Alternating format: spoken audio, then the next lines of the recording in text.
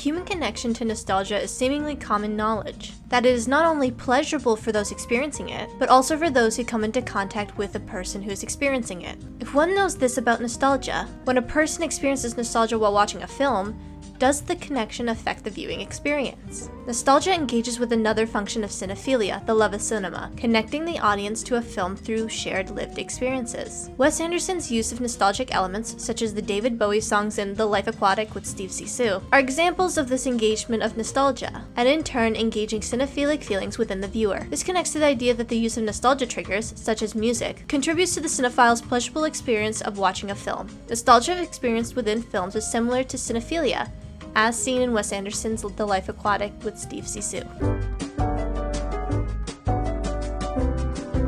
As previously stated, the notion of nostalgia, the sentimental longing for the past, has positive effects on the person experiencing it. While nostalgia has a strong connection and may be even triggered by feelings of loneliness, Sudeikis's article, Nostalgia, Past, Present, and Future, found that nostalgia has been characterized as a joyous experience that gives rise to a feeling of elation. Nostalgia generates positive affectivity. These positive feelings of elation have a similar sentiment to the way that Susan Sontag described the feelings of the first cinephiles discovering their conviction for film. Sontag writes in The Decay of Cinema, cinema was art unlike any other, poetic and mysterious and erotic and moral, all at the same time. By the use of strong adjectives to describe cinema, one can infer that cinema to a cinephile can also curate the same, or even more powerful, positive feelings as nostalgia can to the average person, and vice versa. Knowing this, can nostalgia perhaps engage the strong emotions the cinephile feels when watching a film? Cinephilia in relation to memory has been explored through the representation of history within film.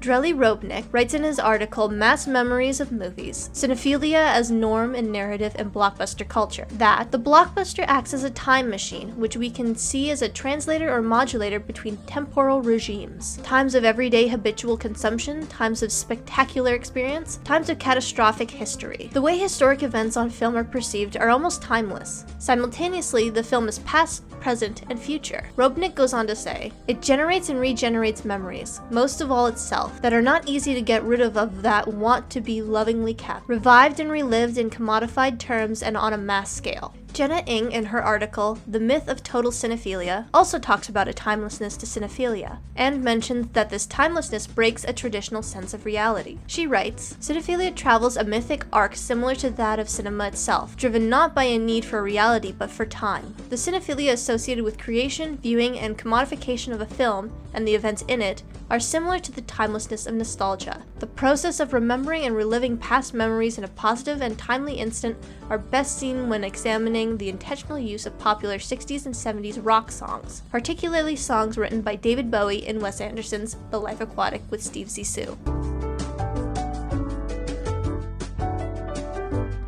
Wes Anderson's use of nostalgic pop culture, especially music, has been noted. Laura Rose Rakesh, in her essay, What is This Music? Amateur Music in the Films of Wes Anderson, acknowledges this directorial trope by specifically stating, the typical Anderson musical montage is set to popular music. The Life Aquatic's soundtrack specifically uses 60s and 70s popular rock and pop songs, mostly written by David Bowie, but other British rock bands are used not only in The Life Aquatic, but other Wes Anderson films such as Rushmore, The Royal Tenenbaums, and other films. The use of specific pop culture rock icons creates a feeling of nostalgia in Anderson's films that impresses on any viewer, regardless of age or if the nostalgic connection draws on personal memory. Elena Bochchi and Tim McNillis writes in their article Same Old Song on audiovisual style in the films of Wes Anderson that, while such classics can elicit specific memories for older audience members, they can also draw on a collective cultural memory of young and old alike for nostalgic effect. Anderson's music choices are accessibly nostalgic for potentially any audience member, especially when considering the profound impact of David Bowie's music and iconography both before and after his death. David Bowie's music is so instantly recognizable in a personal and communal sense that these outbursts of pop culture instantly draws in the viewer and creates a positive effect of nostalgia. Chris Dolan writes in his review that The Life Aquatic splits time between excerpts of the score that are almost too cute and old rock songs that sound even better than you remembered. This is a notable reaction to Wes Anderson's use of music and is expounded upon by Laura Rose Rakesh. The soundtrack is also able to move more to the forefront because it is able to move in and out of the diegesis due to the fact that music in film is freer from the barriers of time and space, and it can contain all times and all spaces and leads everywhere. Thus, music can represent the past,